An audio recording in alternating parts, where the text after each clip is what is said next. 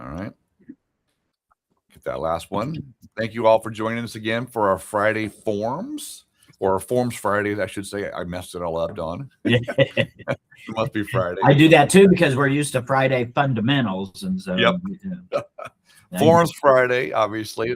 This week, Don's going to go over the first half of the 1 to 4, and he'll probably get through as much as he can. This is where, Don is obviously does a contracts 101 class. He's got a cadence of going through contracts. He's got a virtual one coming up. We'll talk about all that in the near future, but this is our continuation of a series where we started off with the IABS. We started off with the buyer tenant rep, general information and notice, and the different forms we did last week as well around disclosing and informing our clients, your buyers in general, and your sellers about what happens in a contract and being professional.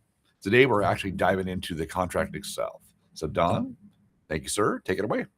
All right. Well, good morning, everybody. And yeah, just a couple of things before, as we get started. I teach at Champion School of Real Estate. When we go through the 1 to 4 family contract there, it takes 5 to 6 hours to actually go through the entire contract. And same thing we're finding here in our in-person classes, that the 3 hours, 1 to 4, gets us through about approximately maybe the first half. And so when we talk about the first half of the contract, the first few provisions, much longer, much more involved, much more detailed than the last 16. So we have 24 total sections of the contract. We're not going to get through section 12 today. We'll probably get through section 6 and maybe some of 7, but it's about halfway through the contract, just because of how long those are. So because we're trying to do this in 2 hours, we're doing it an hour today and then an hour next Friday. Really, all we really have time to do is take a look at the blanks. What goes in the blanks, maybe a little bit of information that goes along with that, but we're not digging in depth, not in depth like we do in the in-person classes, or that we'll be doing in the virtual class that we'll do starting next Wednesday from 5:30 to 8 p.m. Because we wanted to make some available in the evening, because I know we have a lot of people who work full time, and this will give them the ability to sit in on those sessions as well. So that's why we're doing it the way that we're doing it. But again, today and Friday, it's not going to be the in-depth thing. We just don't have time to do it. So just kind of a little bit of context before we go ahead and get started. So with that, I guess we'll go ahead and get started. So very first thing that in any of these contracts that we really need to pay attention to is the date. We need to be using the most current date, most current version of these contracts. And especially it's even more important in the promulgated forms versus the Texas Association of Realtor forms. It's important there too, because if they've updated the forms, then obviously that there's some rule change, there's something that has occurred that requires that we use that document. But here, there's even a legal aspect to it. And the legal aspect is that if you use an old version of the contract, then the Real Estate Commission considers that the unauthorized practice of law, because the only ones that you and I are authorized to use are the promulgated forms. When the new promulgated form or the new form is promulgated, that means all previous versions are no longer available for use. So if you try to use an old one, it's the unauthorized practice of law. So if you're filling out the contract, don't do that.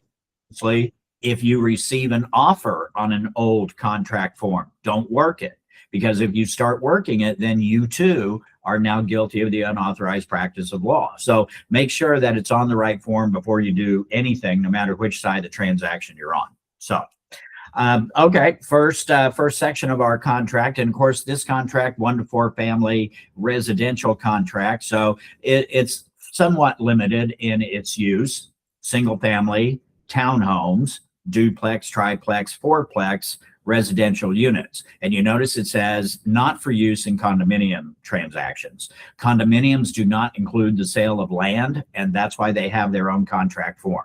So they are totally separate. They are in contract form all their own, because every one of these types of transactions, the single family, townhome, duplex, triplex, fourplex, also includes the sale of land.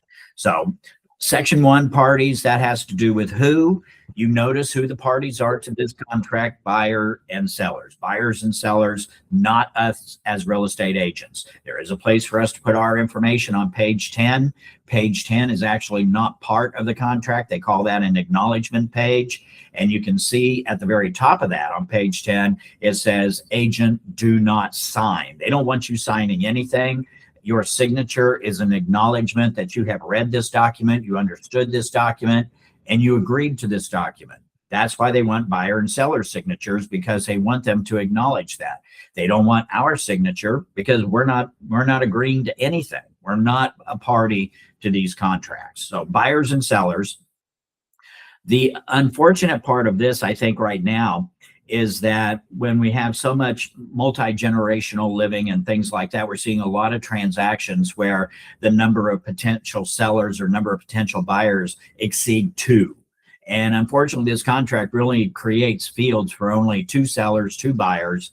And hopefully at some point they'll realize that they need to make more fields. So if you have more than 2, you're just going to have to squeeze them in somewhere. But I will say, don't put 2 names in the same field, because when it comes to signatures, when it comes to doing these electronic signatures, it's going to look like one person has 4 names. And so and one person will not have a place to sign. So you're just going to have to try to squeeze them in somewhere, create a new signing field for buyer number 3 or seller number 3, and just kind of stick them in there. So just a little word of warning there if you have more than 2 buyers or sellers. And of course, contract is actually created where it says seller agrees to sell and convey to buyer, buyer agrees to buy from seller. That's a promise with a promise. And we know promises have value, or at least they're supposed to. Promises have value. And so consideration, that thing of value that both sides have to give in order to create a contract, is actually given right here. It's not the earnest money, it's that promise, the promise that the seller made to sell to the buyer, and the promise that the buyer is making to purchase from the seller. So, all right, on to section 2. Section 1 talked about who the parties are. And it said that the buyer agrees to purchase from the seller, seller agrees to sell to the buyer. But now we have to identify what's being bought, what's being sold. And so that goes in section 2. And so, of course, section 2A starts with land. The assumption here is that the legal description that we're working with is lot and block.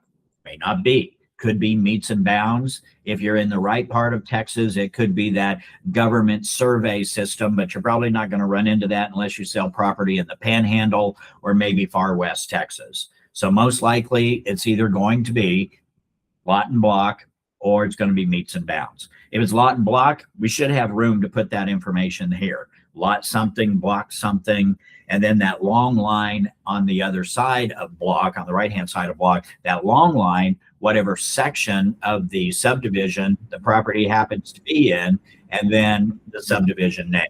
So lot 1, block 1, section 1 of whatever the subdivision is, Scrub Brush Acres. You know, whatever all these subdivisions that we see, they have these great names, something lakes, and there's not even a lake there. So I say Scrub Brush Acres because that's what a lot of them look like. So whatever. So city of, on your second line, you've got city of something. If the property happens to be inside an incorporated area or inside of city limits, then of course that's the city you're going to use. If it's not inside of city limits, then you use the mailing destination. You know, we have a lot of mailing destinations around Houston that are not really cities. Cypress, for example. Cypress is not a city. There is no city of Cypress, Texas. There is no Cypress City Hall. There is no Cypress Police Force. If you ever get pulled over by the Cypress City Police and they give you a ticket, don't pay it because it's not real. There's no such thing. But Cypress at one time was a town 100 years ago, but it's not now. So whatever city it is, that's where you're going to put. County of whatever county the property happens to be in. Harris, Montgomery, Waller, Fort Bend, Brazoria, wherever it is, that's the county that it goes in.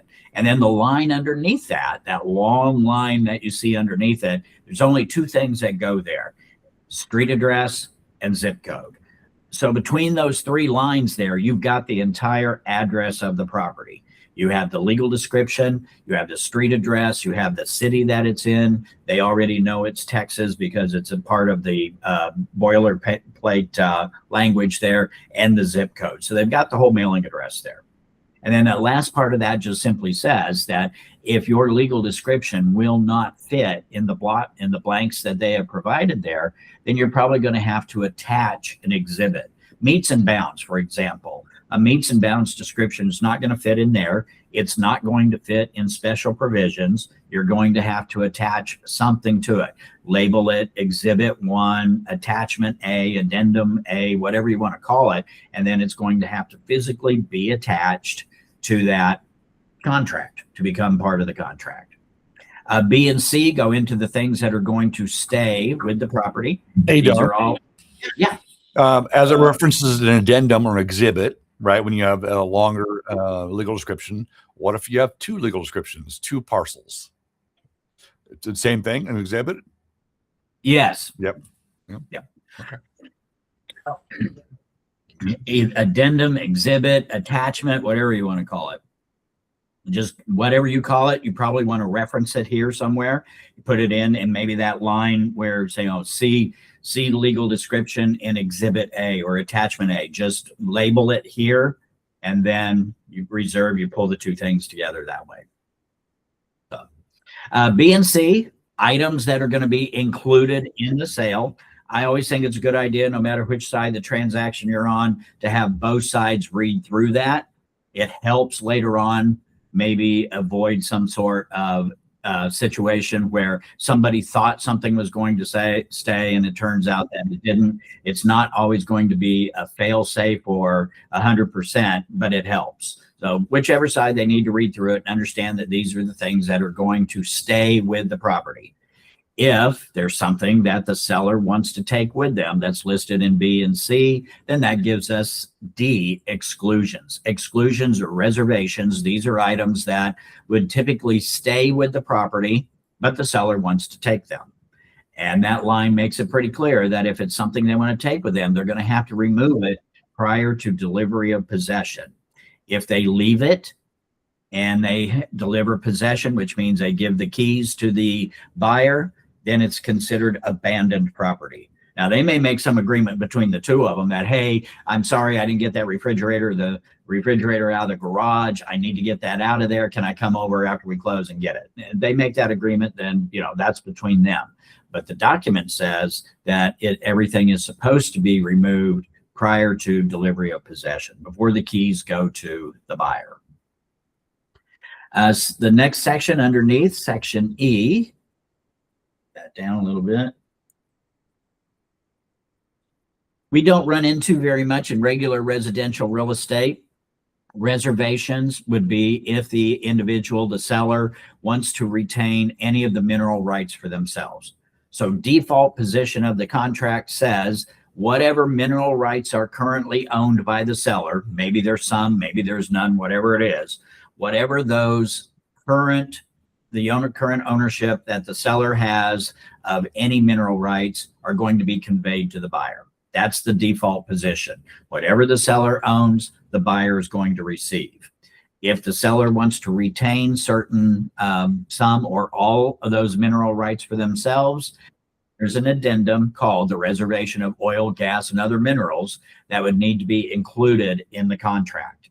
If that addendum's not there, then whatever the seller owns is going to be conveyed to the buyer in terms of mineral rights.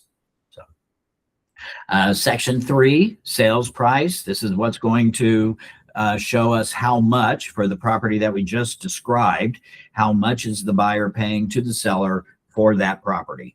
So A, cash portion of the sales price payable by the buyer at closing. We know that is down payment. Whatever the down payment's going to be, that's what's going to go in that blank. And the part underneath, they added in because buyers, especially hard money buyers, we're calling them cash transactions, and they are not cash transactions. And so they wanted to make it clear that cash portion of the sales price says it doesn't include proceeds from borrowing of any kind, including hard money. hard money is still a loan, even though this property is not going to be the collateral for that loan, some other property most likely is, it's still a loan. So a hard money transaction is not a cash transaction. And that's the reason they put that language in there, because a lot of times they're trying to say that it is, and it is not. And then the other part is that borrowing of any kind or selling other real property except as disclosed in this contract. So if I have a home that I need to sell, if I need to sell my existing home first before I purchase this one, that's a contingency. And I must use the sale of other property by buyer contingency. And the reason they put that in there is because some agents, and especially when we were competing, when we had 5, 6, 7 competing buyers for the same piece of property, some agents got the bright idea, hey, I know how we can make our contract look better, even though, yeah, we need to go ahead and get this existing home sold and closed first. We don't need to tell them that. What we'll do is in the third-party financing addendum, we'll ask for like 30 days for buyer approval. And during that 30 days, we'll try to get the home sold, knowing that if we don't get the home sold, buyer's not going to be able to get the buyer approval. We'll be able to jump out in 30 days and get your earnest money back. So they added in this language to say, that if you don't disclose in the beginning that you've got this issue, that you have to sell your existing home first, you're not going to be able to use that as a way out. And it's going to be known, because when the lender gives the rejection letter, the reason why, they're going to say because they don't have the proceeds available because they didn't get their existing home sold. So you have to use that contingency. You got to put it in there. So first, Elba says, should we include the hard money information on the third-party form? Yes. Yes. They added that in the third-party financing addendum, the very last section of section 1. I think it's letter G or H. I can't remember for sure. That's specifically for hard money. So, good question. B, sum of all financing. That we know that is loan amount. 3 options here, most likely third-party financing addendum, which means we're going to an outside source to get the money for the loan. Bank, mortgage company, credit union, some insurance companies, private lending, anything that is outside of the transaction itself. Second option is loan assumption. And then if we're assuming FHA or VA, if we're assuming that, then we can do that. Or seller financing. If the property is free and clear, then the seller could be the lender, which means they could be doing the financing. But whatever that loan amount is there. C is the addition of A and B together. Down payment plus loan amount equals sales price. And I'm sorry, I can't see if there's a question that came up. Was there? No, not yet. I'll let you know. Okay, thanks. Thanks, Marty. Okay. You just hear my thought bubble thinking, right? As my mind working, you're hearing the gears grind. Is that what that is? Yep. Well, I can hear it all the way across the hall. Section 4 has to do with leases. This is actually a fairly new section of the contract. If the property is subject to an existing residential lease, then of course we know the tenant has the right to finish out that lease. And so there is now an addendum that would be attached. It used to be part of the contract itself. Now there's an addendum that is attached to give the terms of that of that lease, the length of time that it still has, what the amount is, what the deposits are, all of those things, all the information regarding that lease, because the buyer, of course, is now going to become a landlord for a certain period of time. And so they need to be familiar with the terms of that lease. The real reason they added in this provision is in section B, fixture leases. And of course, the fixture that has become such an issue now over the last several years, solar panels. And that's why they added it in there, because prior to that, it was water softener, it was alarm system. And yeah, we may be talking about $2,000 or $3,000 that we needed to maybe at the last minute try to get squared away. But now we're talking about tens of thousands of dollars of a fixture. And we have to go ahead and talk about, is the seller going to pay that off out of proceeds? Is the buyer going to take that contract over? what's going to happen with those solar panels. And so the fixture lease addendum, it has been created just to address that very issue. And the reason it hasn't been an issue for such a long period of time, solar panels first came out in the 70s and 80s, and houses had them. And they didn't work very well, so they pulled them. They sat up there and rusted away.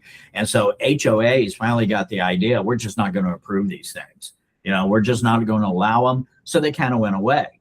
Well, several years ago, the state legislature passed a law that said that energy efficient items such as solar panels, the HOA no longer has the right to deny a homeowner the ability to get them. So now they've become this huge issue all over again. And the technology, of course, is so much better than it used to be. So that's why all of a sudden they came back. It's not some new invention or some new technology that they came up with. They improved the old technology. The solar panels have been around for 50 years. So, and then the last part, section C, natural resource leases. Since we normally don't have any natural resources that we're going to be even capable of arguing about, it's not normally something that we see.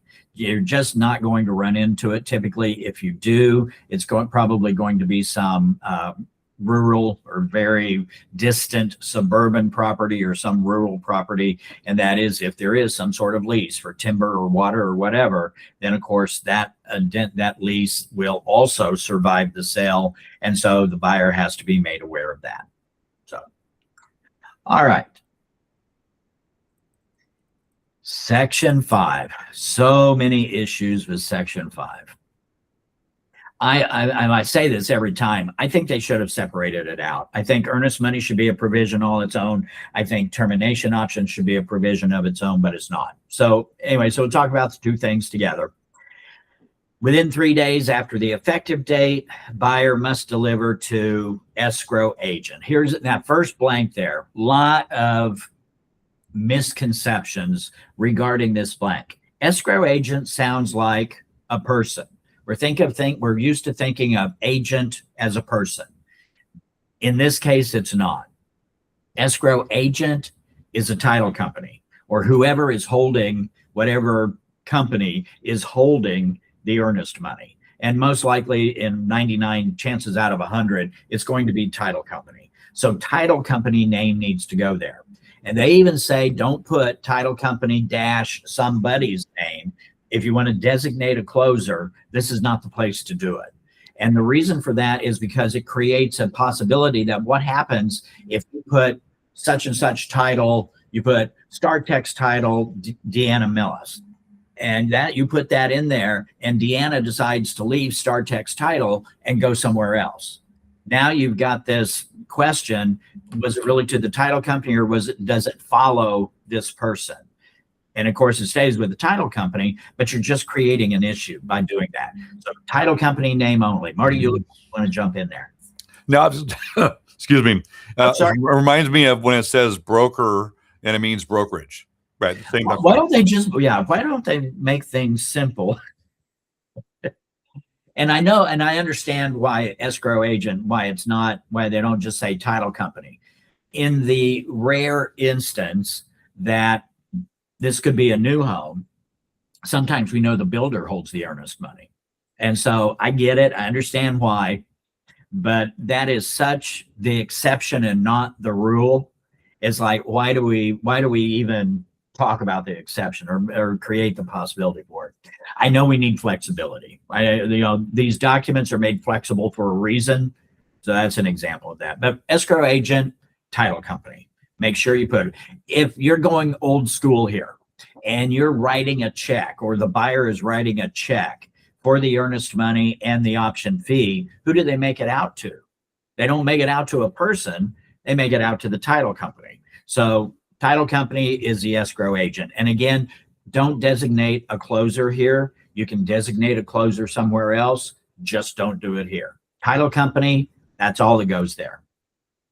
At some physical address. They need the physical address there because it could be that potentially the money needs to be delivered to a physical address.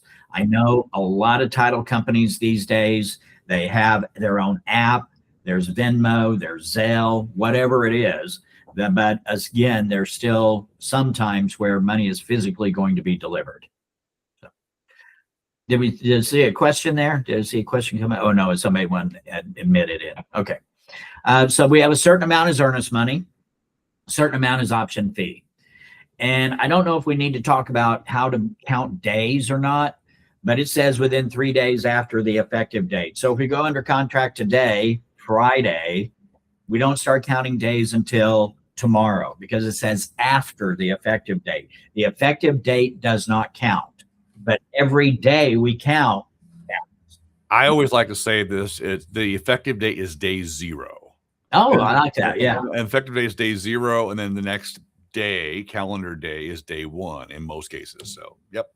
Perfect. So that's a good way to do it. So today, Friday, we go under contract, day 0. It's like we just got under contract, take the rest of the day off from counting days. So certain amount is earnest money. And done on that too. Doesn't matter if you sign around at 9 o'clock in the morning or 9 o'clock at night. It's still that day 0. 12:01 a.m. It's still tomorrow. Tomorrow is always day 1, no matter what. All right, so a certain amount is earnest money, certain amount as option fee. A lot of times we get the question, how much? Well, first of all, just remember, anytime you see a blank in the contract, that means it's a negotiable item. There is no set amount. If there was supposed to be a set amount, they would just make it boilerplate language. They would just say 1% as earnest money or whatever. If it's a blank, it's negotiable. One other thing about blanks, fill it in. I don't care if it doesn't apply, it doesn't apply. That's fine. Don't leave a blank blank, because if you do, then you have created an ambiguous situation. And nobody knows, did you miss this provision? Did you just ignore it? Why is there nothing there? If it doesn't apply, make sure everybody knows it doesn't apply, because whenever you leave a blank blank, you're creating a situation where there could be an interpretation issue. One person might interpret it one way, another person might interpret it another way. And as we go through this, there are going to be times where I'm going to point out that if you leave it blank, this is what you might be saying. When you actually meant to be saying something else, it could be that you're saying this to somebody who doesn't know, because interpretations can be different.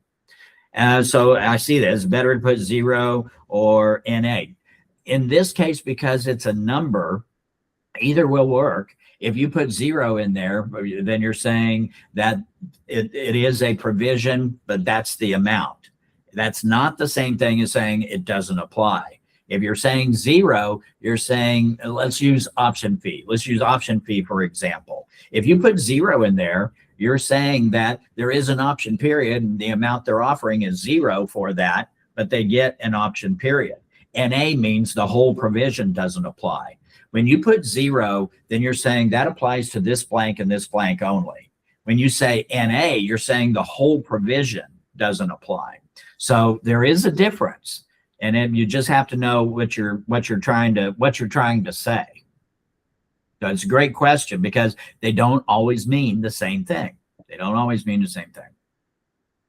All right, earnest money option fee shall be made payable to the escrow agent. Again, that's how you know escrow agent is a title company. Nobody pays earnest money or option fee to a person. They pay it to the title company. It may be paid separately or combined in a single payment. And it is applied a certain way. If it's a single payment, it is applied a certain way for a very specific reason. And we'll see that here in a minute. One, underneath there about additional earnest money, it is rare that I have ever seen additional earnest money. I think it was Sandy in Pearland the other day had a situation where it actually did apply, where they paid some of the earnest money now and then another amount later. And that's what this is all about. It's saying that there is a certain amount of total earnest money that needs to be paid. I'm just not paying it all now. I'm paying a portion of it now, and I'm paying the other part later on. And if that's the case, that's when you would use it. Otherwise, NA, this provision does not apply. Number two, if the last day to deliver the earnest money, option fee, or any additional earnest money falls on a Saturday, Sunday, or legal holiday, the time to deliver that earnest money, option fee, or additional earnest money is extended until the end of the next day. That's not a Saturday, Sunday, or legal holiday. And this one I'm actually reading through because a lot of misconceptions here. A lot of people think that, oh, well, since tomorrow is Saturday, I don't count that day. Or the next day after that Sunday, I don't count that day. Yes, you do. You count every day. Every day counts. The day you need to pay attention to is day 3. Where does day 3 fall? But every day counts. Tomorrow, if you go under contract today, tomorrow, Saturday, is day 1. Sunday is day 2. Monday is day 3. And so day 3 being a Monday, the money is due on Monday. Just because Saturday was day 1, Sunday was day 2, there's no movement there. That counts. It's where does day 3 fall? So if you go under contract today, our day is Monday. I actually, one time I created a chart for if my contract becomes effective on this date, this is the day of the week when the money is due. It's not a bad idea to do one. I might do one and share it on Facebook. That'd be good. But Don, what if Monday's a holiday? Yeah. So what was it, 2 weeks ago, Martin Luther King's birthday? That was considered a legal holiday. And so that was a day that it actually, if day 3 happens to be a legal holiday, then it would automatically push to the next day. Yep. So one thing that I also want to point out here, and we go down to section B a little bit where it talks about this 5:00 p.m. deadline.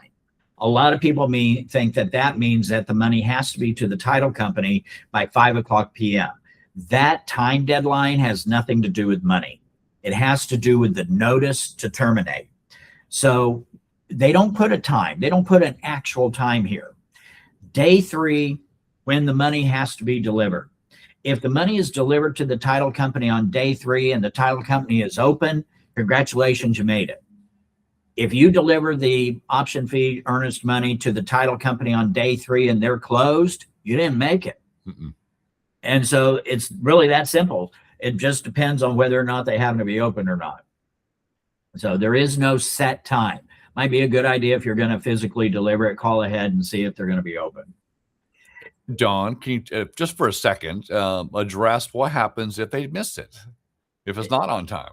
If they don't get that there, and of course it's going to be 2 different things. If they don't get it there on time, if they don't get the earnest money there on time, the seller now has the right to terminate. And I know a lot of times people just think that if I don't deliver the earnest money, deal's going to be dead anyway. Don't go there, because you may end up in a situation you don't want to be in, because that's not true. If the buyer does not deliver all the earnest money that is required to be delivered by day 3, the seller now has the right to terminate the transaction. And doesn't mean they will. It means they have the right to. And so you could have a situation where the seller says, you know what, that's okay. We'll go ahead and keep going. And so that could happen. I want to jump in here just for a second on this, but this is one of those passionate things I've seen in multiple states. For the listing broker and buyer broker, when we're communicating with our buyers when the earnest money is due, and the sellers, if the earnest money is not delivered by the 3rd day, we're talking about earnest money only, it creates a breach of contract that gives the seller the right to terminate. The listing broker should be notifying the seller, hey, your time to terminate has now been open. They've not delivered earnest money.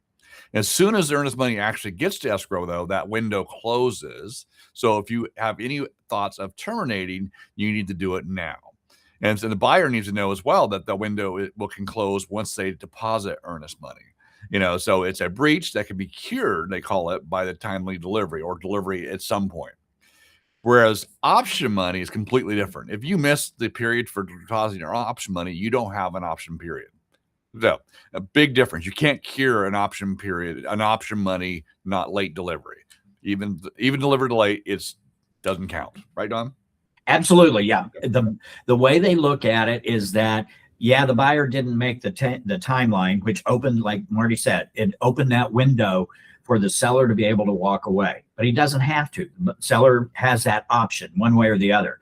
And they said, okay, if the buyer does get the earnest money to the title company, even if it's late, then the assumption is the seller didn't want to terminate badly enough to take the steps to get that done. And so even if the buyer delivers that earnest money late, then it closes that window. I love the way that Marty describes that, because that's what it is. It's like that window is now closed and now we're moving forward. So there's like forgiveness there.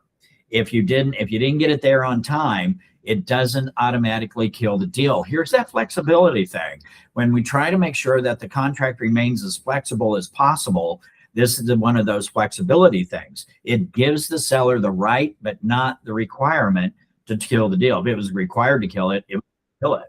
So I love the way that's described. I like that. Yep. The question in the chat by Raul, by an agent that called, says, can earnest money and or delivery date be amended with an amendment? Or extended with an amendment? Yep. But both parties have to agree to it arbitrarily by one side or the other? No. And that's the thing about these provisions, that between the parties, they can create an amendment and change it. You just need to, in a situation like that, where even though you can't see this in section 5, but at the very bottom of section 5 and section E, it talks about time is of the essence here. And when it says time is of the essence, that means that's the deadline. That's the strict deadline. And so if you're going to amend it, you need to amend it before you get to that strict timeline. Trying to amend it afterwards could create a scenario where was I really even able to do that or not? But yeah, when time is of the essence. So yeah, it's a great question. And yes, it can be amended. It just has to be amended by both parties. Both parties have to agree to it. And Marjorie says the option period money is non-refundable, correct? Absolutely. So then in the in-person classes that we've been doing, there's a distinction. I mentioned this. There's a distinction between the word refund and credit. They're not the same thing. Refund is me giving you back the same money that you gave me. And option money, and keep this in mind, option money is never, ever, ever, ever, I can't say ever enough, refunded. It's never refunded. As soon as that money has gone to the title company to pay for the option period, it's spent. It now belongs to the seller. It is the seller's money. If you close, the seller will credit that money back, but you're never going to get a refund of it. It's never, ever refunded. If you close, it is credited. But that's the only way you ever even get credit for it, is if it closes. Would you describe the option period as you're buying the right? So you're purchasing something, like you would buy a Coke or a meal, right? You don't get the money back after you consumed the meal, right? It's an option period. Yep. Because you're buying the right to walk away. And whether you walk away or not is irrelevant, because that's not what you bought. You bought the right to walk away. Yeah, a lot of, like I said, section 5, there's just so many twists and turns to it that it creates so many misconceptions and things that we have to understand. Yeah, Angel Misty says, so if option money is late, the option period is off the table permanently. Yes. Now, Raul talked about you can amend it and both parties can extend it to give the buyer an additional option period. But yes, the buyer is effectively has no automatic right of termination. They can terminate for other reasons, typically through financing, but that option period that they paid for is no longer in effect. And that's the worst thing that could happen to a buyer, is if the buyer pays no money, if the buyer delivers no money to the title company, and now we have a scenario where we're past the 3 days, seller has the right, but not the obligation, to terminate, and the buyer does not have an option period because they didn't pay any money. Worst thing that can happen is that the seller says, you know what, that's okay, we're good. We'll keep going, we'll go on. And the buyer no longer has the right to terminate. And that we've had that happen a couple of times where the agent has called in and said, my buyer didn't deliver any money. And unfortunately, the seller has decided that they don't want to work with my buyer and they're going to terminate the contract. And my response has been, that is the best thing that can happen to your buyer at this point. Be thankful, because the worst thing that could happen is the seller could say, okay, we're good, we're going to keep going. And the buyer is now locked in with no way to walk away unless one of the other things happens somewhere along the way. And Don will get to the termination paragraph 15 later on, where it says what the seller can do. Seller can sue the buyer for performance, making them buy the house. They can sue them for time off market and damages. They can take the earnest money and walk away. So they have different options that the buyer's not off the hook. And you, as the agent, if you advise your buyer not to deposit earnest money, that's malpractice. That could be on your license as well. Do not do that. You're practicing law. So Raul has a question. Oh, yes. Just on the, now that we had the supposed freeze that we're all dealing with in the cold weather, we had a couple of situations where, different factors came to do an extension on that earnest money delivery if the title companies were closed, things like that. We had an agent calling that they had a verbal kind of agreement on an extension to deliver the earnest money. And we always advise, just like Marty says, do that amendment to extend as needed. And they both know that it's a natural cause that's kind of getting this in place to extend. So always, be full transparency. On the other side, a verbal might not count at this point, but an amendment will. Yes. Mm-hmm.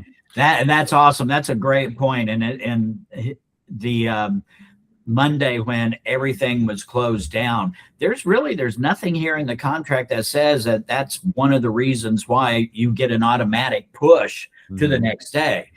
Just because things make common sense, it doesn't always mean it's going to stand up. That's funny. In some states, they actually change the contracts to state if they're closed for weather or whatever. That might end up being something that shows up here too, because we had it now in 2021, we had it in 2024, now we had it again here. So maybe it's something that they will address at some point in time, but until it's addressed, and the only safe thing is exactly what Raul said, which is do that amendment and get the amendment done. Then it got pushed to the next day. We had a situation where somebody said, well, I can't get the amendment done, but I can't get it to the title company. What should I do? I said, if they have an app, I would at least send it. At least you can show you did your part and you sent it, whether it was received or not. That's something else and an argument for another day. But at least show you did what you had as much control as you had over the situation. You did what you needed to do.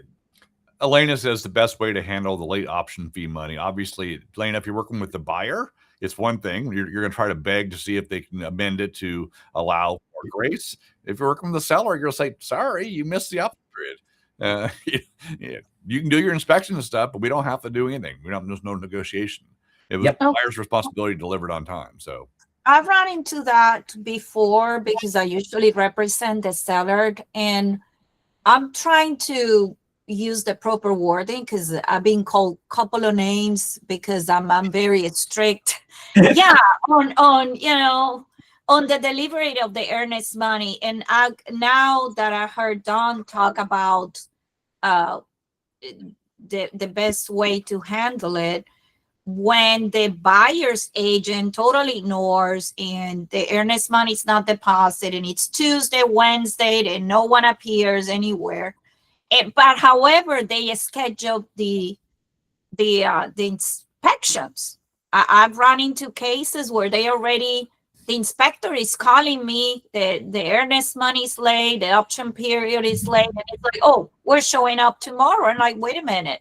So I want a suggestion of how to proper answer to these agents, because usually my response, and correct me if I'm wrong, it's like, no, I need to see, the option deliver or the earnest money. How do you handle it? What's the best practice for me? Unfortunately, I'm going to say you're wrong in this case. Okay, yeah, and that was like, oh my God, yeah. Because that's why I'm learning this part. And remember, I deal with a lot of court cases, listings, which is totally a different. I get an attorney to tell me, don't let them inside. I haven't seen the earnest money received, and I'm like, ooh. So sometimes I'm transmitting whatever the court receiver is telling me to tell the buyer. Right. So, I mean, the earnest money obviously is they're performing the contract as it was agreed upon. Okay. Okay. That's fine.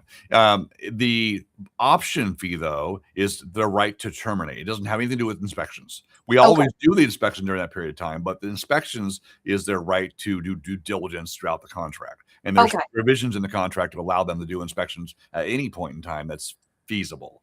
Now, that's all negotiable, right? But the option period and option fee is completely separate. That's just their right, their buy-in, that for this period of time they can leave with no reason. So okay, so they still have the right to inspect within that 7 day, 5 days. Yeah, or the whole contract for that matter.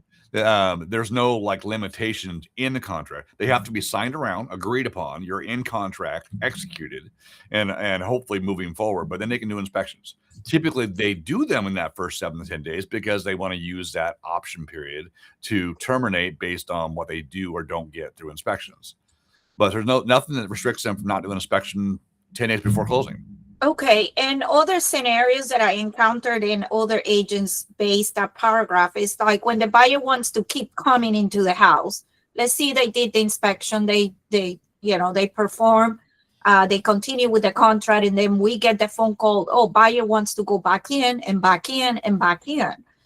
I mean, it's something in the contract that we can say, hell no, No. Already did that. I mean, my seller doesn't want to see you buyer every week. I think the contract has language. Don can correct me on this one. Okay. Specifically, it says seller must make every reasonable accommodation or right to allow them. If it gets to be like every day, it's like, no, it's not reasonable, right? Yeah, it says they have the right to inspect at reasonable times, and it's whatever the parties agree to. So there may be some argument at some point say this is just unreasonable, that you keep wanting to come in and but then it's kind of open for interpretation too. So Marty, I've got a question. So Elena's got these situations like this, I know, where a lot of her stuff is court ordered, and there are attorneys who are in charge of this. If an attorney tells her not to let inspections take place until the earnest money and the option fee has shown up, I guess it's something she should follow, right? She should follow it because she's being told by the attorney to that, even though it's kind of in violation of what the contract says, but she should probably get them to send something in writing, that it was their instruction to not allow that, so she can kind of cover herself. I think it's the attorneys for the estate have signed a contract that doesn't say that. I think for future reference, if they're attorneys, they should write something that is an amendment or attachment to every contract or sign around at the time of negotiation. At their instructions, the buyer cannot do inspections prior to delivery of earnest money. That needs to be in a provision that an attorney adds, which they can.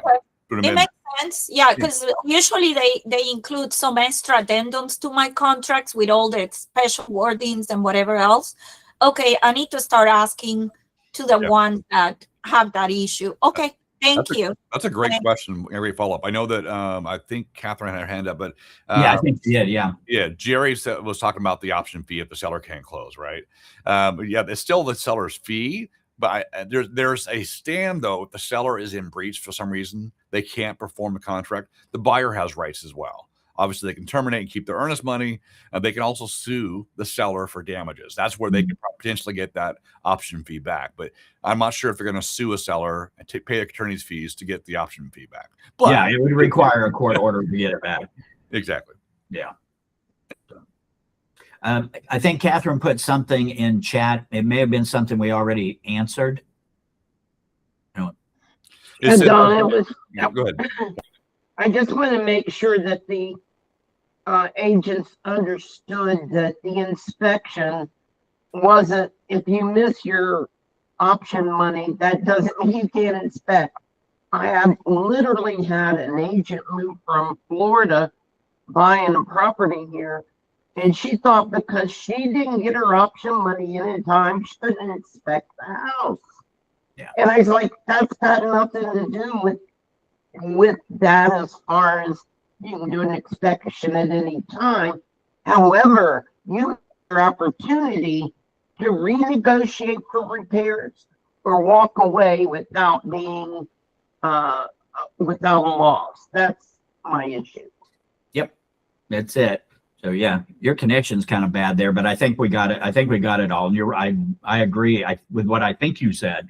Definitely, totally. That's that the option period doesn't have an effect on inspections. It just has an effect on whether or not you want to negotiate for repairs and things like that after you do those inspections. You don't have the option period. You can ask all you want, but they have no obligation to do anything at that point. So we got Tad. Tad, go ahead. Don, good morning. How are you, Marty? I'm good. How are you? So I just wanted to add something to what everybody's saying, including Catherine. And I think sometimes as agents, we sometimes we at fault sometimes in this area, because when we start, at least for me, maybe I shouldn't generalize, at least for me, when I'm talking to my client on the buyer side, I bring up the issue that at the option, you have a chance to do the inspection. And in the inspection, you have that window that, you can opt out, whatever the case may be, So sometimes, the buyer just hears something that says, okay, inspection tied to option. But it's not only the inspection that can allow you to get the provisions of the option. It could be a whole lot of other things. It's just a provision you're buying. It's a contract that you're telling, the seller, say, hey, look, give me 5, 6, 7, 10 days, and I can walk out without even telling you why I'm walking out. So inspection just happens to be one of those areas that, we as agents, we bring up the first time, the buyer is talking to us. Oh yeah, when we get the option, we can go do the inspection. So the buyer kind of automatically thinks, oh, okay, option inspection, but it's not necessarily so.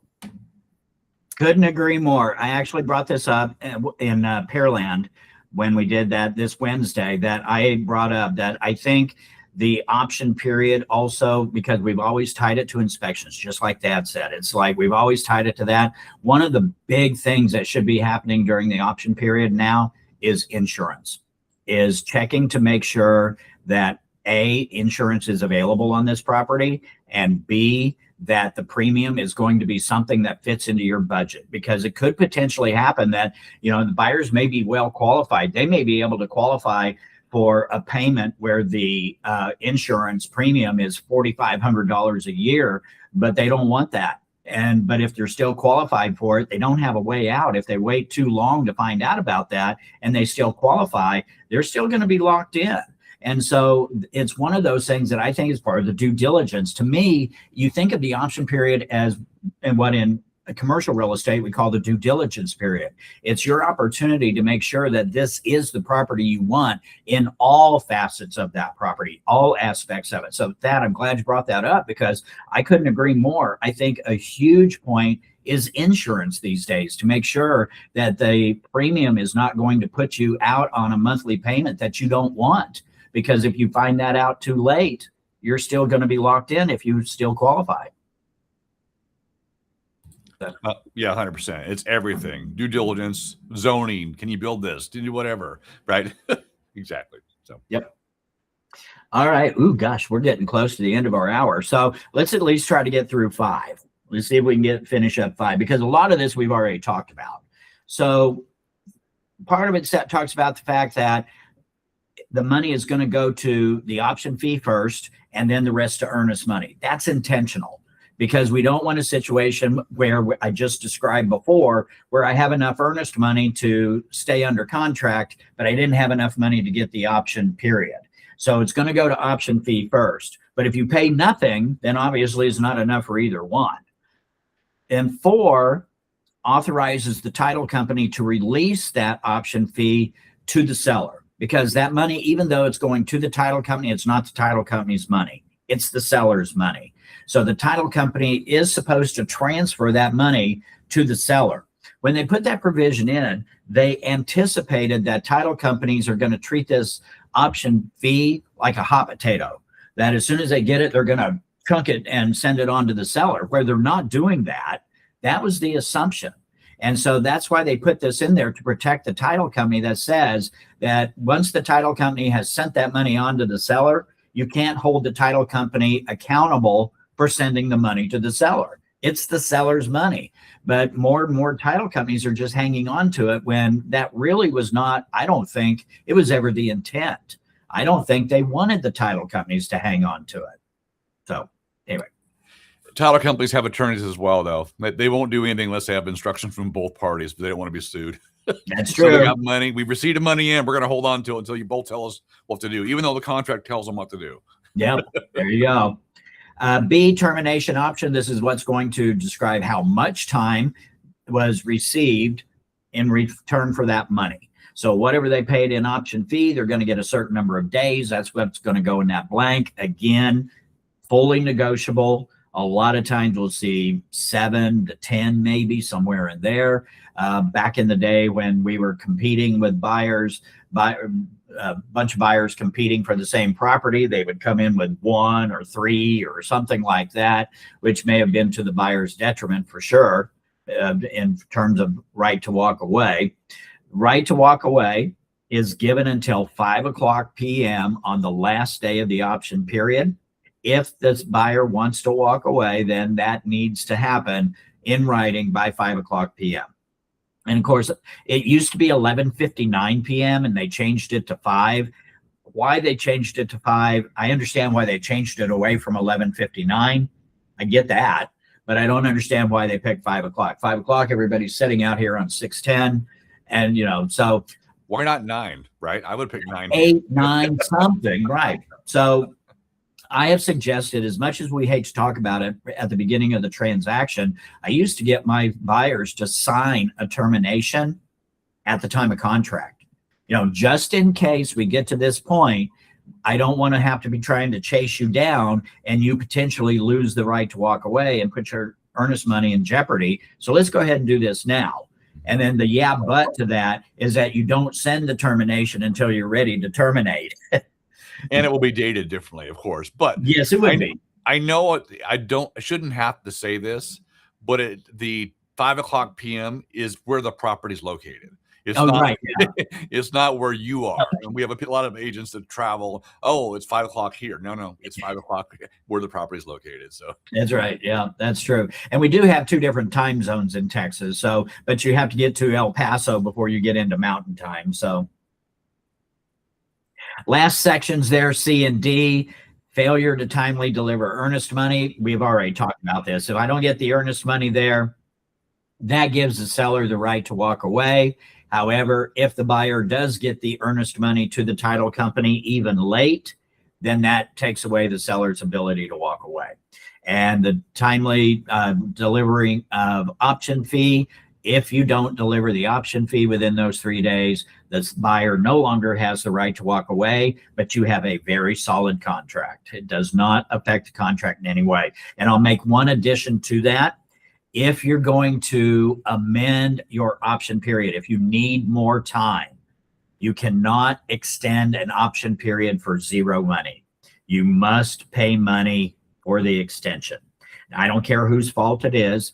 Maybe that the seller's not ready to tell whether or not they're going to do repairs or not because they're waiting on bids. And so the buyer says, well, this is your fault that we're having to extend. So you need to just extend it for free. So, Nope. Yeah. So Don, you can't answer, and Raul, you can't answer. Why must you pay a fee to extend the option period? If they were listening in Pearland, they know the answer to that. Anybody? Properties off the market. No, the option period. They want to extend the option period and they have to pay a fee. Why must there be a fee? Marty? Yes, sir. Yeah, so, in answer to the question, the option is a contract inside of a contract. Holy cow. And okay, so take it deeper. So it's a contract. And what does a contract need then to be? Well, as we did, when we're doing, when we're learning real estate in school, right? Consideration. Yes, that, right. Thank you, Vara. You can't have a contract without some consideration. And usually consideration, even if it's just $1, I just say, okay, let me put $1 in there that, as long as it's acceptable to the other side. Thank you, Elena. Thank you, Vara. Yep. Thank you, Casey. Good job. And thank you, Thad. Good. Excellent answers, y'all. Great. I do have a question, though. I do have a question. Make it quick. Okay, I'll make it quick. So on the option period, right? Which one is the controlling document? TXR 1904 or 1902? When the buyer, let's say I'm on the buyer side, if the buyer signs 1904 within the window of the option, is that controlling more so than 1902? Which is, one of them is the refund of the earnest money. So which one controls, in other words, if I can get the buyer to sign that they're withdrawing based on, Section 5. I love that question. The answer is neither. Neither controls the other. So here's the thing that can happen. I can terminate the contract. I could go ahead and do the termination of contract and say that I'm doing it within the option period. But now you're asking the title company to just accept that as gospel. There could be an argument as to what was the effective date and whether or not the option fee actually made it to the title company in time or not.